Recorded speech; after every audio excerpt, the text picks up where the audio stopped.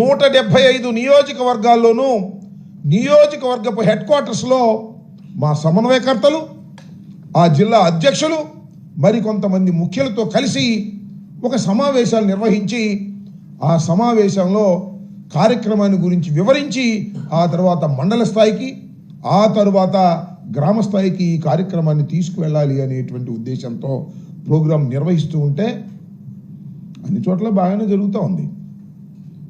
కానీ నిన్న విచిత్రం,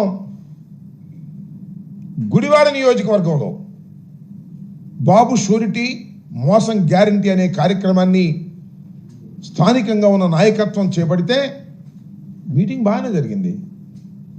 చాలామంది నాయకులు వచ్చారు, కార్యకర్తలు వచ్చారు. కానీ దానికి నాయకుల్ని రాకోకుండా నిర్బంధించేటటువంటి కార్యక్రమం పోలీసు యంత్రాంగం చేసింది. ముఖ్యంగా ఆ జిల్లా అధ్యక్షుడైనటువంటి పేరుని నాని గారిని, వెంకటరామయ్య నాని గారిని అసలు మీరు రావడానికి వీల్లేదు, బందర్ నుంచి కదలడానికి వీల్లేదని బందర్లో ఆయన హౌస్ అరెస్ట్ చేశారు. చిత్రమైన విషయం ఏంటంటే, కృష్ణా జిల్లా పరిషత్ చైర్పర్సన్ అయినటువంటి హారిక, ఉప్పల హారిక గారు, ఆమె ఈ మీటింగ్కి వస్తూ ఉంటే, గుడివాడలో జరిగే మీటింగ్కి వస్తూ ఉంటే ఆమె మీద దాడి చేశారు. కారు అద్దాలు పగలగొట్టారు. గంటన్నర సేపు నిర్బంధించారు. ఇంత దారుణమైన అంశం ఇది.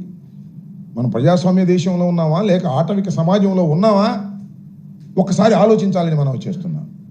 ఒక మహిళ, దట్టే జిల్లా పరిషత్ చైర్మన్, పార్టీ కార్యక్రమానికి వస్తుంటే వచ్చేటప్పుడు పోలీసులు చెప్పారంట, అమ్మా ఇటు అక్కడ వాళ్ళు గొడవగా ఉన్నారు, మీరు ఇటు వెళ్ళమంటే తిప్పుకున్నారంట. తిప్పుకోగానే వచ్చి మీద పడ్డారు. పెద్ద పెద్ద రాళ్ళు, కర్రలు ఉపయోగించి కారుని ఇష్టం వచ్చినట్టుగా కొట్టి అద్దాలు పగలగొట్టారు. గంటన్నర సేపు అక్కడే ఉండవలసినటువంటి అనివార్యమైన పరిస్థితి ఏర్పడింది. ఒక భయాందోళనలో అక్కడ ఉండిపోయారు.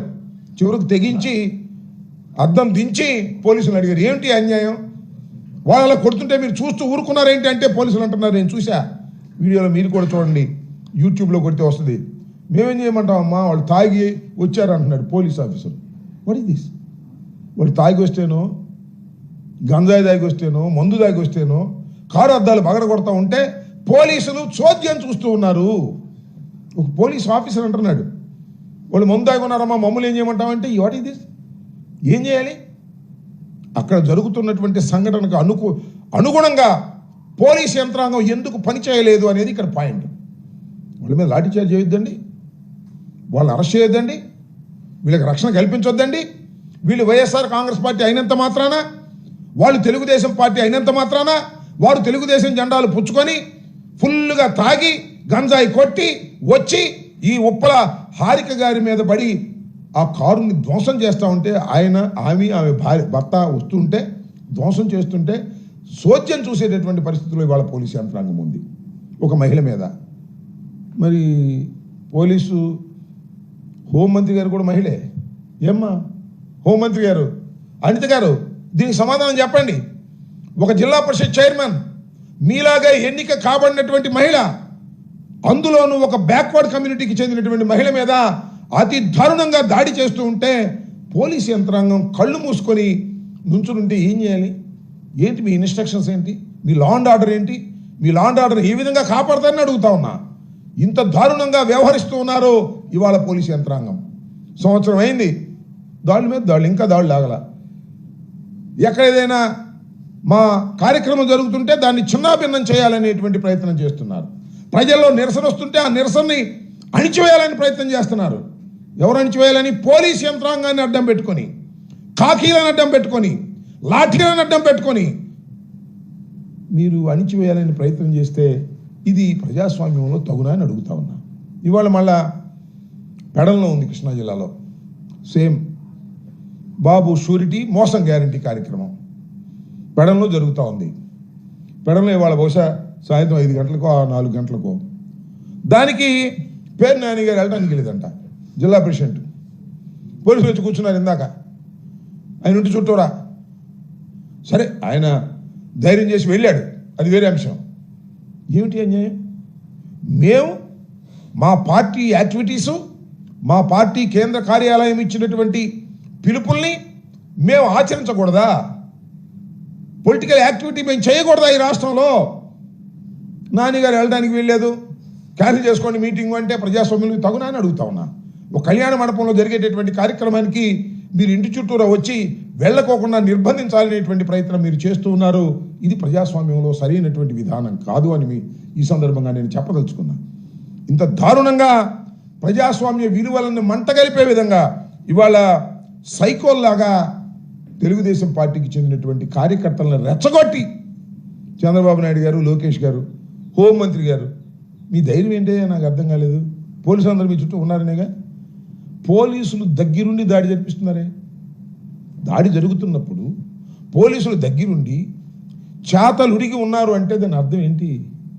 పోలీసులు దగ్గరుండి దాడి జరిపిస్తున్నట్టు కాదా లెక్క నేను అడుగుతా ఉన్నా. ఏమిటి అన్యాయం అని అడుగుతా ఉన్నా. దీనికి సమాధానం చెప్పవలసినటువంటి బాధ్యత ఈ హోంమంత్రి గారికి లేదా అని అడుగుతా ఉన్నా. ఇక్కడే కాదు, ఎక్కడ చూసినా దాడులే. మొన్న నల్లపరెడ్డి వారింటి మీద దాడి చేశారు, మొత్తం ఇల్లంతా ధ్వంసం చేశారు. కేసు పెట్టారంటే కేసు పెట్టలా. నేను డిమాండ్ చేస్తా ఉన్నా, ఈ ఉప్పల హారిక గారి కారు మీద దాడి చేసి కారు అద్దాలు పగలగొట్టి వారిని గాయపరచడానికి ప్రయత్నం చేసినటువంటి దుండగుల మీద మీరు కేసు పెట్టారా అని అడుగుతా ఉన్నా. కేసు పెట్టి తక్షణమే అరెస్ట్ చేసి మీ రిమాండ్కి పంపించవలసినటువంటి బాధ్యత మీకుంది, కానీ మీరు పంపరు. హోంమంత్రి గారు ఒప్పుకోరు, లోకేష్ గారు ఒప్పుకోరు. ఇది సరైనటువంటి విధానం కాదు. తక్షణమే దీని మీద చర్య తీసుకోవాల్సినటువంటి అవసరం ఉన్నదనే ఉద్దేశంతో మేము చెప్పదలుచుకున్నాం. ఇది మహిళా లోకానికి సిగ్గుపడవలసినటువంటి చర్య. అతి దారుణంగా ఈ విధంగా తెలుగుదేశం పార్టీ ఎక్కడ పడితే అక్కడ. విషయం ఏంటంటే, మీరు ఏ వాగ్దానాలు అయితే ఇచ్చారో ఆ వాగ్దానాలు నెరవేర్చండి. నెరవేరిస్తే మీకు ఏమీ ఇబ్బంది ఉండదు. నెరవేర్చుకోకుండా నెరవేర్చలేదు అని చెబుతున్నందుకు మమ్మల్ని మీరు అటకాయించాలనో, మా మీద కేసులు పెట్టాలనో, మా మీద దాడులు చేయాలనో మీరు ప్రయత్నం చేయటం సమంజసమైనటువంటి అంశం కాదు. కాబట్టి తక్షణమే ఎవరైతే ఇలాంటి దాడులకు పాల్పడుతున్నారో, నెల్లూరులో కానీ, లేదు నిన్న గుడివాడలో కానీ, లేదు ఈరోజు మరొక చోట కానీ, ఎక్కడైతే దాడులకు పాల్పడుతున్నటువంటి తెలుగుదేశం గుండాలు, వాళ్ళు కార్యకర్తలు కాదు, బాగా ఫుల్గా తాగేసి గంజాయి పట్టేసి తెలుగుదేశం జెండా పట్టుకొని వచ్చేసి దారుణంగా వ్యవహరిస్తున్నటువంటి వారి మీద మీరు చట్టపరంగా కేసులు పెట్టకోకుండా ఉంటే అది చాలా అరాచకానికి దారితీస్తుందనే విషయాన్ని ఇక్కడ గుర్తుపెట్టుకోవాలి పోలీస్ ఆఫీసర్లు అందరూ కూడా. ముఖ్యంగా డీజీపీ గారు అసలు ఏంటో మరి పచ్చ తొక్క వేసేసుకున్నాడేమో మరి నాకు అర్థం. యాక్షన్ తీసుకోవడంలా వన్ సైడెడ్గా ఉంటున్నారు. వన్ సైడెడ్గా ఉన్నప్పుడు అరాచకం ప్రబలేటటువంటి ప్రమాదం ఉన్నదనే విషయాన్ని దయచేసి మర్చిపోవద్దని